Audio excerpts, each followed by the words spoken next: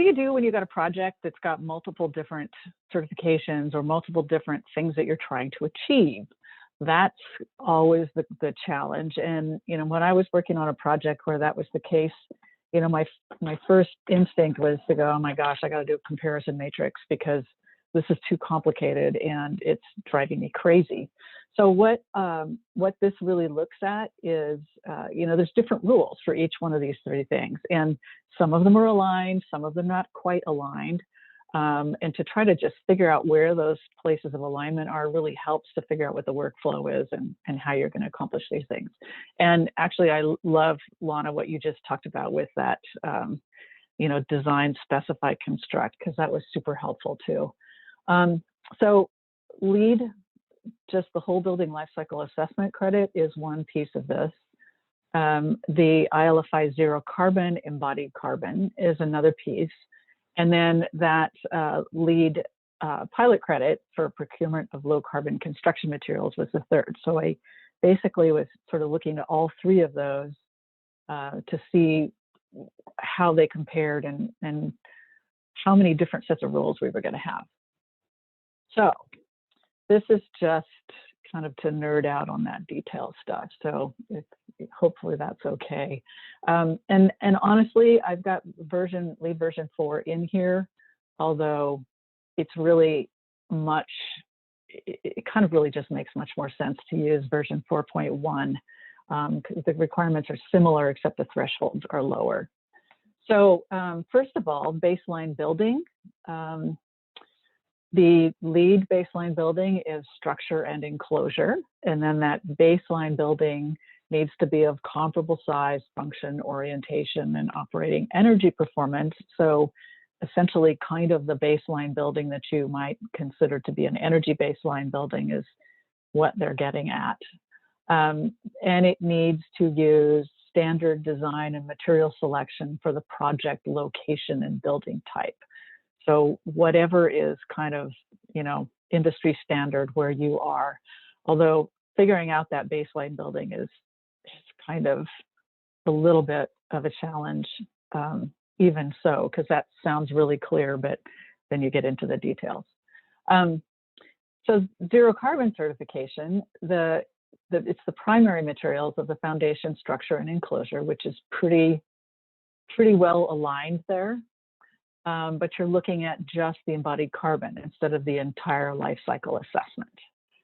So then the LEED pilot credit is looking for the building embodied carbon intensity in specific categories of concrete, steel, timber, metal framing, glazing, gypboard, insulation, carpet, and ceiling tiles.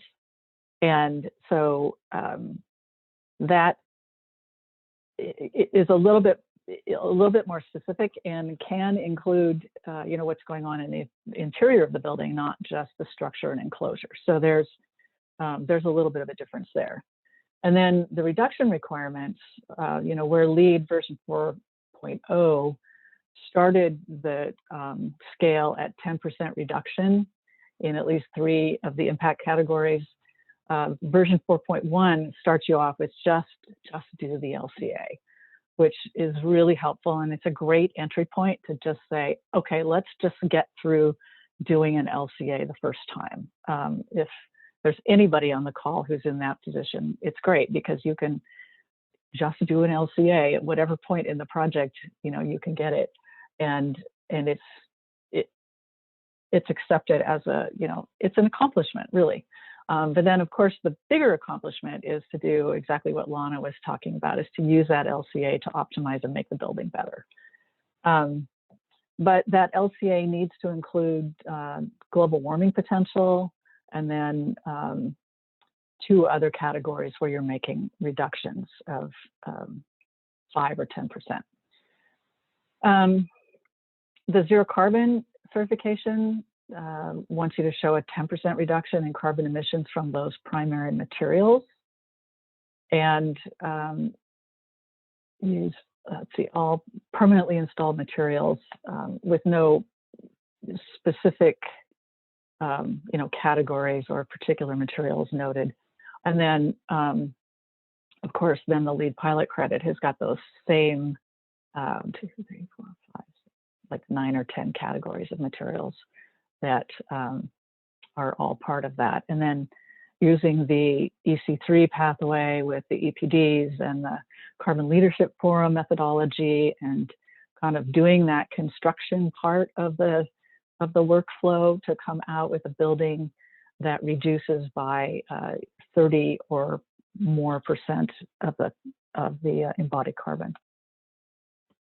So then this was helpful to me and to us to sort of look at what's included and kind of visualize that.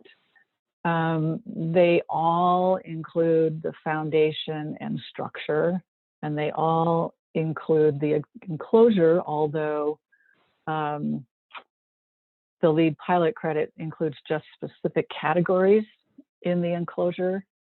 And zero carbon sort of speaks to include all of the materials that will give you the sort of the predominant or the majority of the building. So it's a little bit squishy as to specifically what goes in there.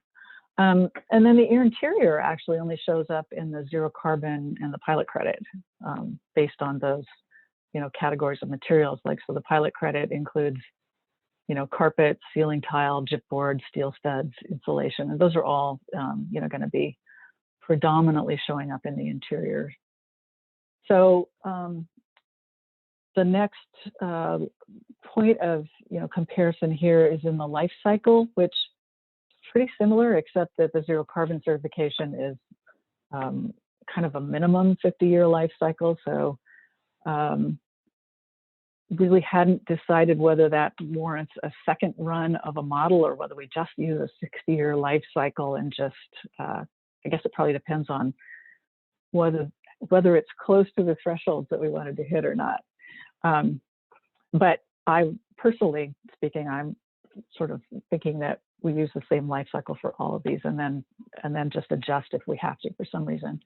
And then the pilot credit, of course, it's really just the embodied carbon of the construction material, so it's not including that life cycle at all. And I guess it should be said that the zero carbon certification says a 50-year life cycle, but for the purposes of embodied carbon, that actually doesn't matter there either, because the embodied carbon isn't including the rest of that life cycle. And just for clarity's sake, the LCA stages C. Oops, I'm missing one.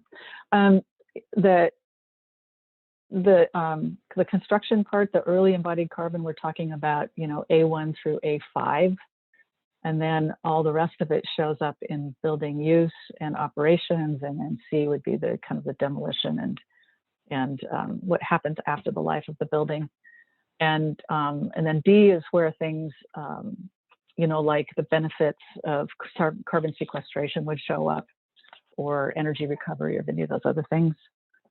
And so then what was good here was just to say what counts and where does it count. So all 4 of these things include A1 through A3, which is the whole sort of manufacturing cycle. They include everything but the LEED pilot credit includes the transportation, and ILFI zero carbon includes the construction.